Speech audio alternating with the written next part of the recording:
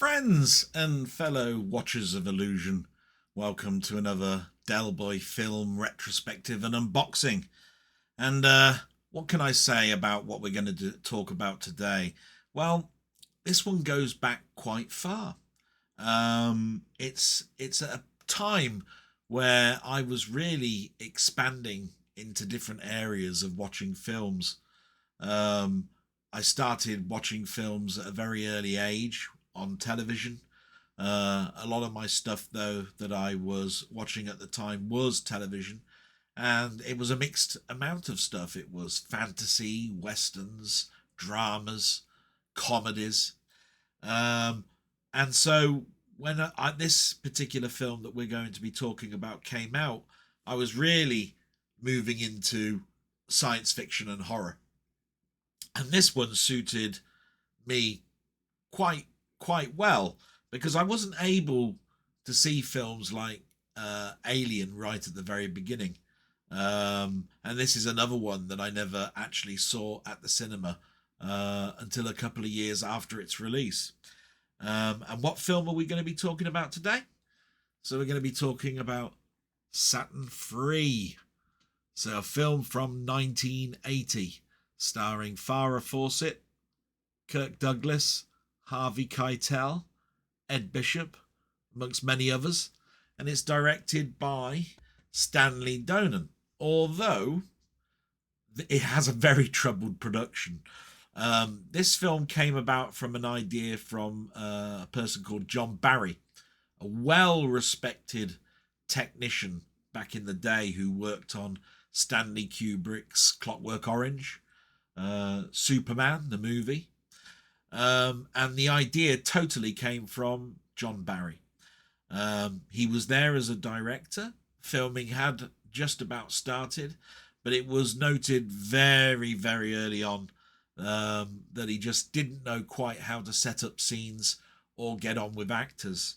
And so a person who was actually brought in to produce the film, a person called Stanley Donen, took over the reins as director. And he's no slouch either, because he worked on mostly musicals, Singing in the Rain being one of them, but was more acquainted with setting up scenes and getting on with actors. And so that's where the film starts, and the production really just starts to fall apart. It has many problems. Some of it due to budget.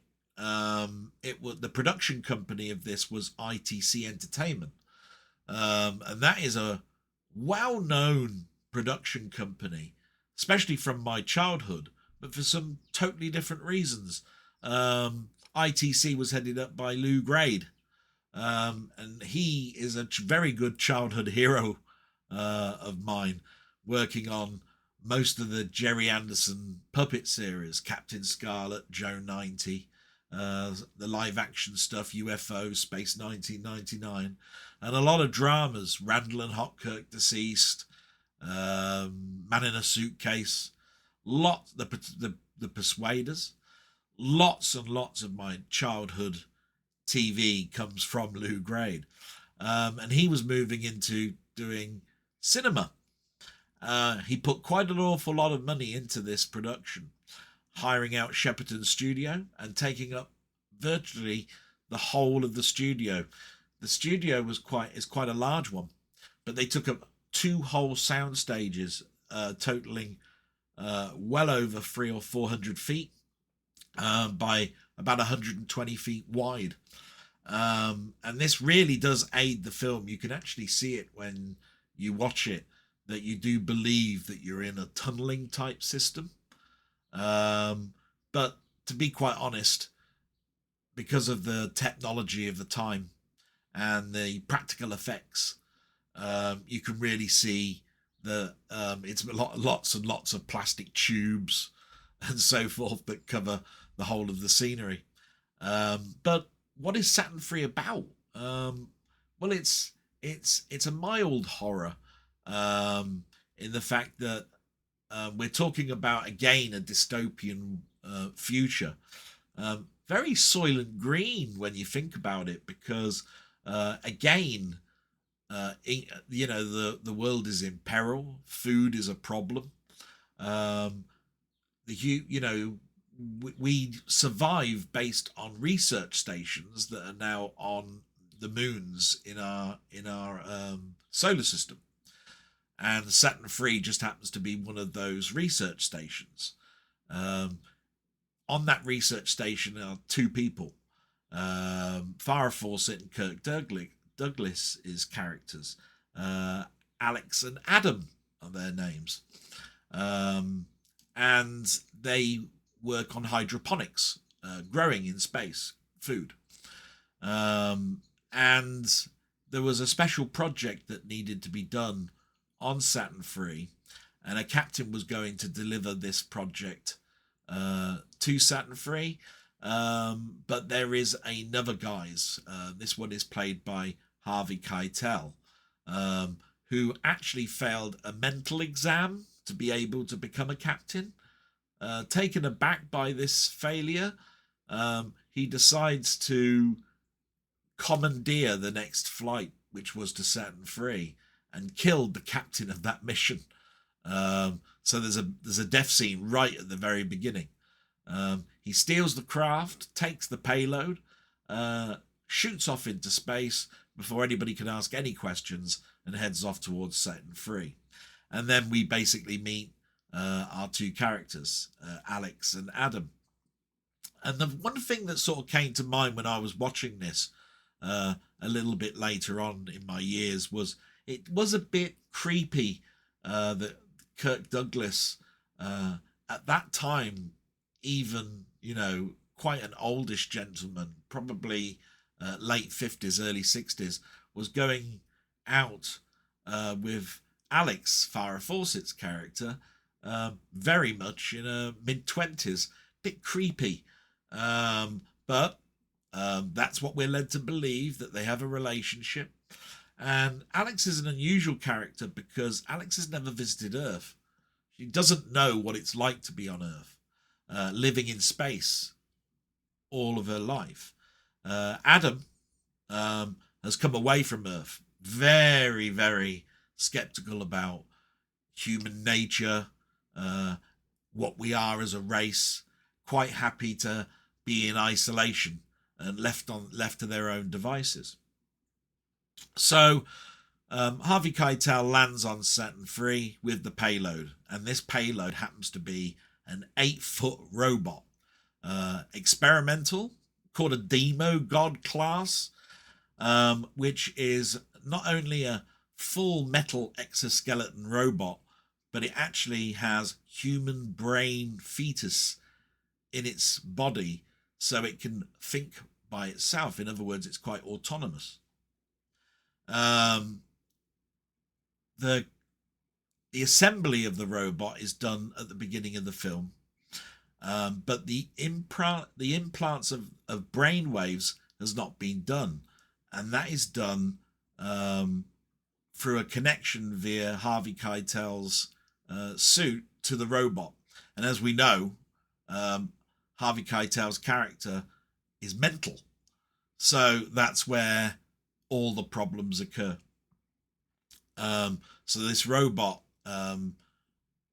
has all the traits of Harvey's character and falls in love with Alex, and so the robot really has an overpowering protection streak in it for Farrah Fawcett's character, falls in love with it.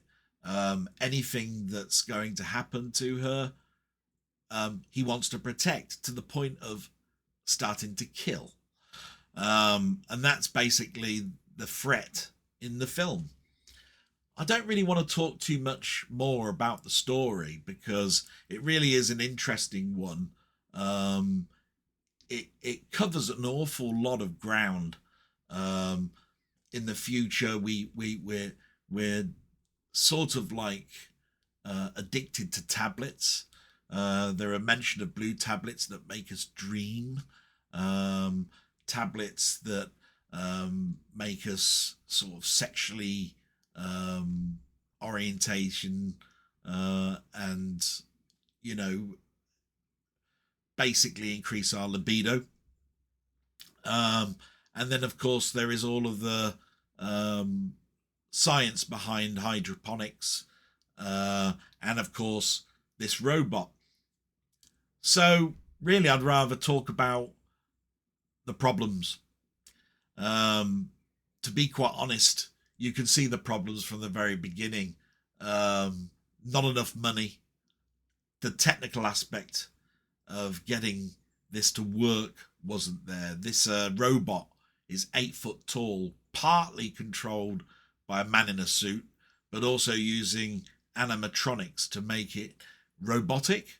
So there's lots of sort of like levers and mechanisms that come out of the body which are controlled like puppetry. But it really does look menacing and nasty. I mean, it really is a sight to behold, and cost £1 million of the budget, for which there was a 10 million budget on this film. And the set, as much as it can look very impressive, does look tin pot. The very nature of the fact that it being a very tunneling system means that you can have some really nice camera angles when you're in a tunneling system, like you would be on Titan on Saturn III, a planet around Saturn III. Exercise would be running around the many tunnel systems. Apparently, on set, they got lost on this set. That's how big it was. So it is quite impressive from that point of view. When I saw the film, I was in two minds. I really enjoyed it, but I disliked it at the same time.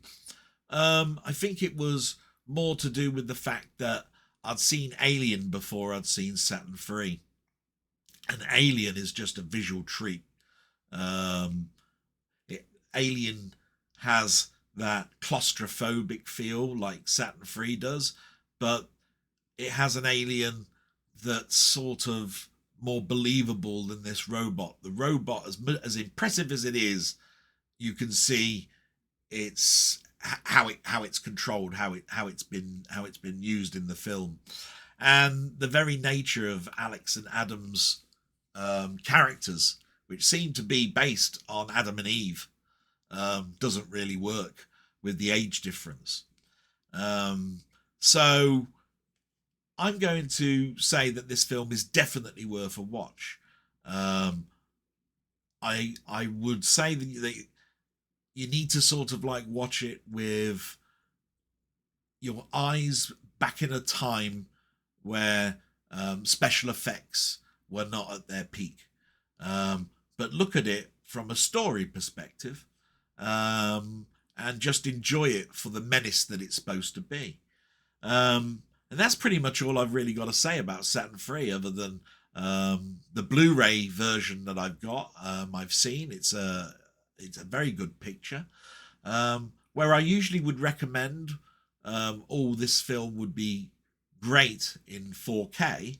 I think what 4K would do for this film would be push up the colors. The definition of the Blu-ray is very sharp, but the special effects are so old it would show them up even worse than they actually are. You got to look at this one, like I say, with a bit of tongue-in-cheek. So here's my copy with slipcase, and we're going to open it up, take the cellophane off, just take a little look. This one was distributed by ITV Studios, and I believe that might have been through Network, which means it's probably very difficult to get hold of now. This one in itself is a German release. If you have a look at the back, you'll see that it's all German language. But we've got a slipcase, looks lovely. And the inside is similar. Just going to have a little look and see if there's anything on the reversible side. Yes, there is. You've got the actual original film poster, which is very nice. Although I do quite like the new one. But I think I'd turn that round and have that one. That one's the one that I remember the most. You get a little pamphlet which tells you about films from this particular company and the year. So this one's 2019. And you get 2 discs, picture discs at that. You get a Blu-ray and a DVD. So you've got 2 copies of the film. All picture discs. So this one is the Blu-ray. Very nice picture disc there. And the DVD just happens to be the newer artwork.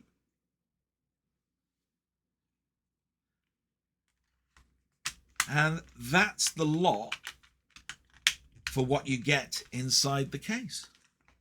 So I'm just going to round up really and say that when I was expanding into sci-fi, this was a welcome film to watch, and I really did enjoy it. I got a greater understanding of it with a TV show called Movie Drone. And it explained to me what was going on set, the production that was going on, the idea behind the film, the creative talent behind the film, and the reasons for the hiring of the actors, Farrah, Fawcett, Kirk Douglas and Harvey Keitel. And then you sort of get a bigger respect and more sentimentality, because this film was a bomb. It was a critical failure. It made 4.9 million, and it cost over 10 million to make. But has become what they call a cult classic. One of those films that really go and see and watch, just so that you can get some major enjoyment and see how films were made back then. And that's where I'm going to end it. I am definitely going to recommend that you do give it a watch, because it is a curio piece, but not essential. And with that, I'm going to say salute. I do hope you enjoy the film if you do get round to seeing it, and roll on the next discussion on films. Thank you very much. Bye-bye.